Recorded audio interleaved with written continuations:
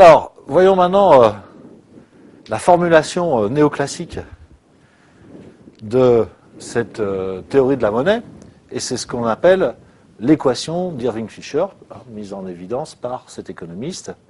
Alors, c'est une équation très simple, MV égale PT. Alors, que signifie le M? Eh bien, le M, c'est tout simplement la quantité de monnaie en circulation dans une économie. Donc, vous qui avez des connaissances sur la monnaie, vous savez que c'est la masse monétaire, la quantité de monnaie en circulation. Le V désigne la vitesse de circulation de la monnaie. Alors, ça se calcule comment, la vitesse de circulation de la monnaie? Eh bien, c'est le nombre de transactions réalisées par une unité monétaire. Avec un même billet, admettons que mon support monétaire soit un billet, je peux faire un achat sur un mois, ou au contraire, ce billet peut tourner dans l'économie et peut donner lieu à peut-être 10 ou 20 ou 50 transactions par jour. Donc j'ai la possibilité d'avoir 50 billets pour faire 50 transactions par jour. Le billet ne sert qu'une fois, mais j'ai une faible vitesse de circulation. Ou alors j'ai qu'un seul billet qui tourne vite et qui va servir dans le même temps à faire 50 transactions. Donc la quantité de monnaie en circulation n'est pas la seule variable à prendre en compte, il faut aussi regarder à quelle vitesse cette monnaie circule. P correspond au niveau des prix. On dirait donc l'indice de prix, le taux d'inflation. Et T est en fin de compte le nombre de transactions réalisées, c'est-à-dire le nombre d'actes d'achat sur les marchés. Donc, qu'est-ce que ça veut dire MV égale PT? Bien, cette formule exprime que la monnaie M en circulation, la masse monétaire, au cours d'une période, sert à régler un certain nombre de transactions T. Là, on est dans la formulation classique, dichotomique de la monnaie. On dit, voilà, la monnaie, elle ne sert qu'à régler des achats. Donc, sa seule fonction, c'est une fonction de transaction. Donc cette formule exprime que la monnaie M en circulation au cours d'une période, ça a réglé un certain nombre de transactions, dont le prix moyen est P, pour une vitesse de circulation V donnée. Voilà comment on lit cette équation. Alors, il va falloir donner quelques précisions sur cette vitesse de circulation de la monnaie. C'est en fait un coefficient de rotation.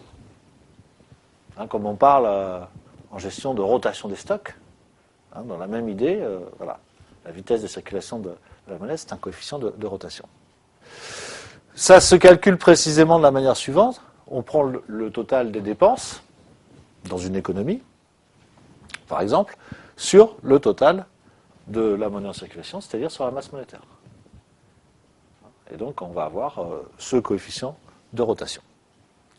Si les agents utilisent de la monnaie électronique, vous comprenez bien que la monnaie électronique, elle circule beaucoup plus rapidement et beaucoup plus facilement que la monnaie scripturale, elle-même beaucoup plus facilement que la monnaie fiduciaire et elle-même beaucoup plus facilement que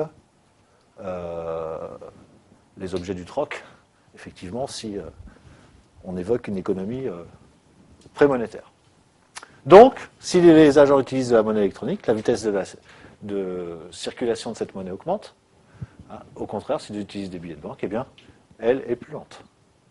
Donc voilà, techniquement, comment peut évoluer la vitesse de circulation de la monnaie.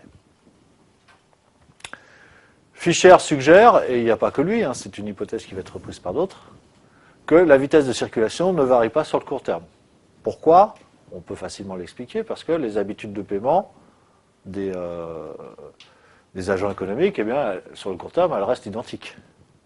Les gens ne vont pas se mettre tout d'un coup, alors qu'ils payaient en carte bancaire, tout d'un coup à payer avec des billets de banque.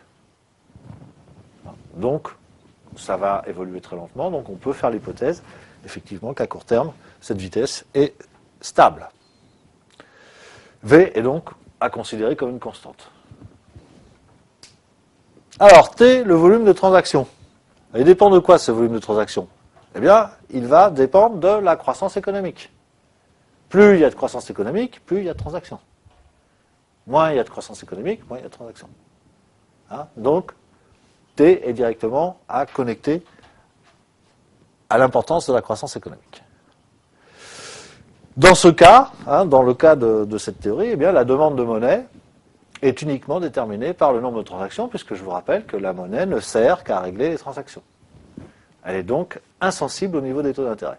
C'est une petite précision qui n'est pas nécessaire pour comprendre cette équation d'Irving-Fisher, mais qui va l'être pour comprendre la théorie keynésienne. Parce que justement, ce qui va changer avec la théorie keynésienne, c'est que la demande de monnaie est aussi sensible au taux d'intérêt. T peut donc être considéré comme constant à court terme. Pourquoi cette hypothèse? Parce qu'on a dit que ça dépendait de la croissance et que la croissance est un phénomène de long terme. Donc, sur le court terme, on juge une certaine stabilité du système économique et donc le montant des transactions varie très très peu sur un horizon de moins d'un an. Voilà l'hypothèse qui est faite. Donc on a deux constantes, V et T. Donc il ne nous en reste plus que deux qui vont agir, c'est M et P. La quantité de monnaie M et le niveau des prix P sont donc étroitement liés, puisqu'on a annulé l'influence, si vous voulez, des deux autres variables que sont V et T. Par exemple, en cas de doublement de la masse monétaire, P, c'est-à-dire le niveau des prix, doit lui aussi doubler, dans l'hypothèse, bien sûr, où le volume de biens produits reste constant. Donc dans l'hypothèse où il y a le même nombre de transactions. La seule solution, donc si la masse monétaire double, il va falloir que les prix doublent.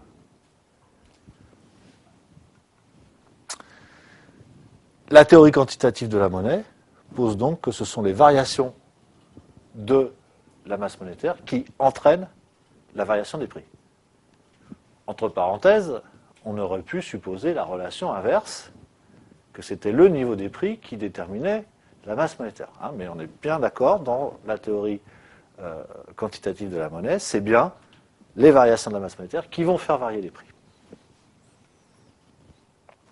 Cette théorie va donc fournir une explication des mouvements du niveau général des prix par les variations de la quantité de monnaie. Bref, elle prétend expliquer l'inflation d'origine monétaire.